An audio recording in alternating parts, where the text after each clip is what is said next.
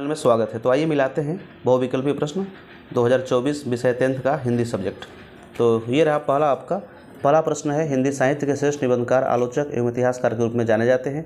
पहला ऑप्शन बालकृष्ण भट्ट, दूसरा पद्मलाल पूर्णलाल बख्शी, तीसरा रामचंद्र शुक्ल, चौथा इनमें से कोई नहीं। इसका सही उत्तर है रामचंद्र शुक्ल। दूसरा प्रश्न है, महादेवी वर्मा द्वारा रचित रेखाचित्र है।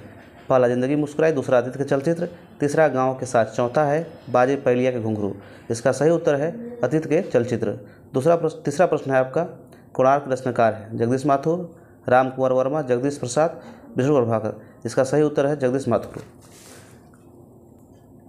अगला प्रश्न है, चलो चांद पर चले के रचनाकार हैं धर्मवीर भारती, जयप्रकाश भारती, अजय मोहन राकेश। इसका सही उत्तर है जयप्रकाश भारती। तूफानों के बीच रचना की विधा है कहानी, उपन्यास, एकांकी, रिपोर्टाज। इसका सही उत्तर रिपोर्टाज है। छठवां प्रश्न, केशव दास किस काल के कवि हैं? आदिकाल, रीतिकाल, भक्तिकाल, आधुनिक काल। इसका सही उत्तर है रीतिकाल।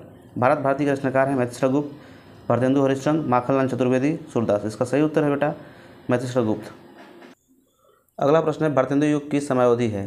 पहला सन 1900 से 1928, दूसरा 1868 से 1900 ईस्वी तक, तीसरा सन 1919 से 1936 ईस्वी तक, चौथा है सन 1800 से 1836 ईस्वी तक।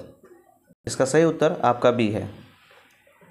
नवा प्रश्न है, समुद्रानंद पथ की रचना है ग्राम्या, स्वर्णधुली, कामायनी, युगांत। इसका सही उत्तर है कामायनी।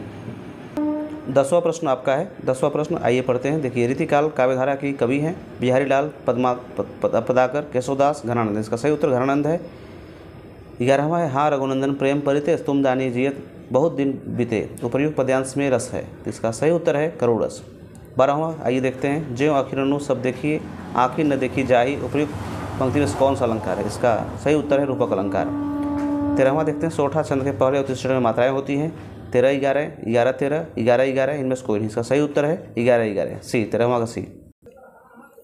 आइए देखते हैं सुगम शब्द में प्रयुक्त उपसर्ग 14वां प्रश्न का, सु स शुभ गम। इसका सही उत्तर है सु।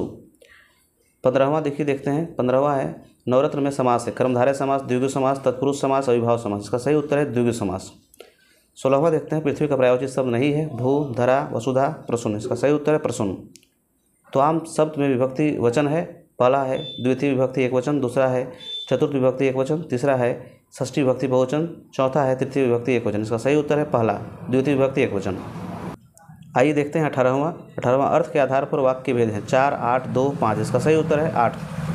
19वां है कृतवाच्य में प्रधानता होती है, पहला क्रिया की, दूसरा विशेषण की, तीसरा कर्ता की, चौथा ऑप्शन कर्म की।